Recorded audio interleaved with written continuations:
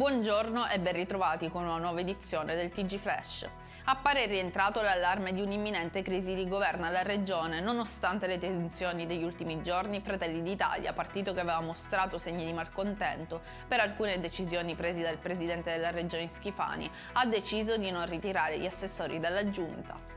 Continua la protesta degli agricoltori a Ragusa. Questa mattina un corteo di trattori ha invaso il centro storico del capoluogo Ibleo.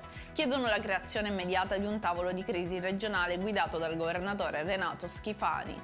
5 persone armate hanno assalito la notte scorsa un magazzino a Palermo, immobilizzando un agente di sorveglianza. È successo in via Tommaso Natali alla ditta di Bella Costruzioni, azienda di Catania che sta eseguendo lavori pubblici nel capoluogo etneo.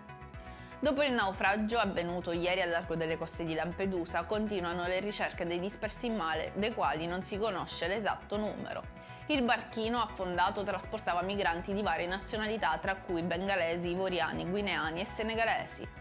I carabinieri di Palermo hanno arrestato un 53enne originario di Caltanissetta, accusato di maltrattamenti in famiglia e detenzione di arma clandestina.